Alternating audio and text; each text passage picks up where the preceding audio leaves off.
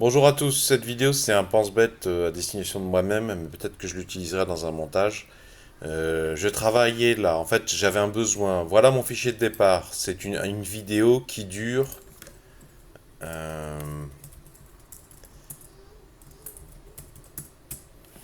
elle dure 16 minutes 40 secondes. Elle est au format WebM mais VP8. Or, sur Kdenlive, il y a eu un changement en 2022. Avant, je faisais mes montages, j'exportais au format WebM VP8 pour YouTube. Mais depuis que Kdenlive le propose, je suis passé à WebM VP9, puisqu'il y a une meilleure compression, toujours à destination de YouTube.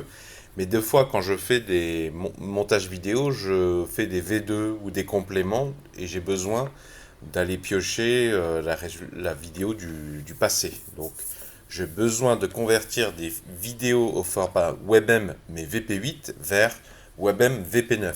Alors, j'ai testé un truc, c'est un peu long, mais j'en suis satisfait. Et de toute façon, pour le moment, j'ai pas de meilleure option. Donc, c'est ce script là. J'édite conversion WebM VP8 ou WebM VP9. Qui fonctionne en trois lignes de commande. D'abord, cette première ligne, désolé pour les cris de bébé. D'abord, cette première ligne, elle va prendre le format, la vidéo WebM VP8 et elle va le convertir en MP4 au very slow.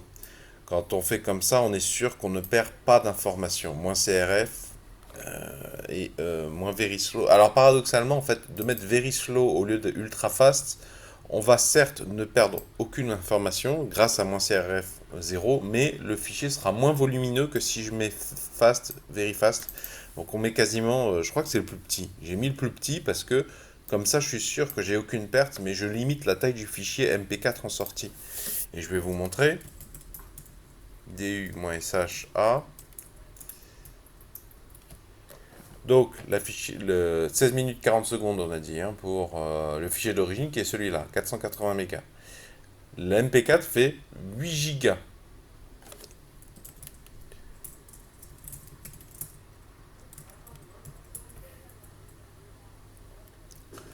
Donc il fait bien 16 minutes 40 aussi. Mais vous voyez que le format MP4 est beaucoup plus lourd quand même. On est passé de 480 mégas à 8 gigas. Mais c'est normal et j'ai aucune meilleure option pour le moment. Et là au moins je suis sûr que du passage de VP8 à MP4, j'ai pas de perte d'information, ou quasiment pas. Et c'est un fichier provisoire, c'est-à-dire que je vais le supprimer ce fichier MP4. Bon, c'est quand même assez long, c'est quand même assez volumineux, mais pour le moment j'ai rien de mieux. Donc ça, c'est la première ligne de commande. Ensuite, et comme je vous dis, si j'avais mis ultra fast, ça serait plus que 8 Go. Si je mets au-dessus de very slow, ça c'est la vitesse en fait d'exportation, la vitesse de calcul, ça serait pire que 8 gigaoctets, la taille du fichier de sortie A.mp4. Ensuite, bah ça, je vous mettrai mes sources dans la description. C'est des lignes de code que j'avais testé un petit peu sur des fichiers plus petits.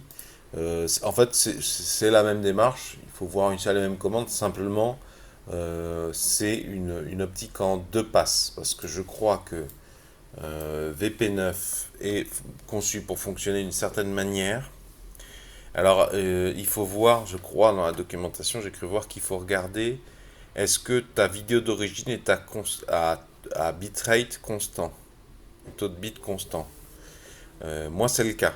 Dans ce cas-là, il faut privilégier, de ce que j'ai cru comprendre dans la documentation, il faut privilégier cet angle d'attaque en deux passes. Bon, il n'y a pas grand-chose à comprendre. Tu précises le fichier d'entrée, donc c'est bien mon fichier MP4. Là, ça veut dire, pour ce qui est de la vidéo, tu passes en VP9. Donc voilà, ça va bien être du WebM VP9. Ensuite, ça je comprends pas encore trop bien ce que ça veut dire. Mais bon, c'est en deux passes. Voilà, je vous mets ce code dans la description sur la vidéo, ça peut vous être utile. Alors, en termes de durée, donc là vous avez les informations. C'est un fichier d'origine qui fait 16 minutes 40 secondes. Première étape, 8 Go. Deuxième étape, 248 mégas. Alors, ça m'a pris plus d'une nuit. Plus d'une nuit. C'est-à-dire plus de... Il faut compter genre 20 heures, 8 heures du soir, jusqu'à 10 heures du matin. Voilà. Donc c'est long, sachant que... Alors, je vous ai pas encore montré le résultat, parce qu'évidemment le but c'est quand même de ne pas avoir de perte. Donc ça fait beaucoup quand même, 481, 248, c'est quasiment en facteur -2. Moi ça me dérange pas, ça me dérange pas, je pense que c'est parce que de toute façon quand j'avais exporté mon VP8, j'avais dû avoir une taille pas très justifiée, un peu trop grosse par rapport à l'information contenue. Donc ça me choque pas, mais ce qui me choque pas surtout c'est à la consultation visuelle en fait. Vous allez voir. Donc là c'est le fichier de sortie. Et ça c'est le fichier d'origine. Donc je vois pas de différence. Et de toute façon c'est pour aller sur YouTube, donc ça va être encore compressé. Pas, pas des gros besoins quoi. Je vois pas de différence donc je suis satisfait. Bon par contre effectivement.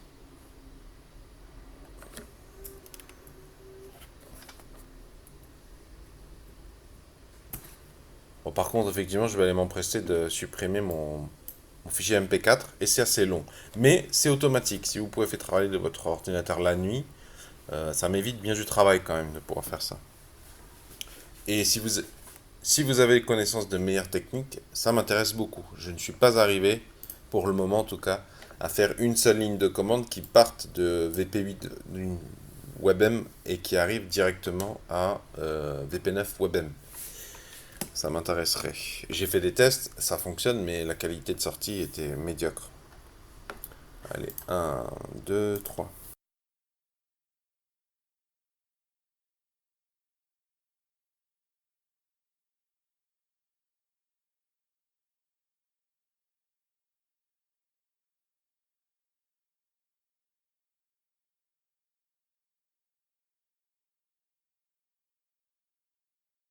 Je vous ai mis dans la description sous la vidéo la commande, comme ça vous n'avez plus qu'à faire un copier-coller si vous trouvez ça plus confortable. Dans la description sous la vidéo aussi, je vous ai mis des sources pour d'autres solutions. Il existe d'autres solutions, pardon. Si vous avez apprécié la présente vidéo, pouvez-vous mettre un pouce vers le haut, s'il vous plaît, pouvez-vous mettre un j'aime. Si vous aimez cultiver les solutions, je vous propose de vous abonner à la présente chaîne YouTube en cliquant sur le rond qui va s'afficher ici. Et si vous cliquez sur le rectangle, ça vous emmènera vers tous mes épisodes de la thématique script bash. Plein de scripts ou de commandes bash fort utiles pour automatiser des tâches, gagner énormément de temps, de productivité, de confort.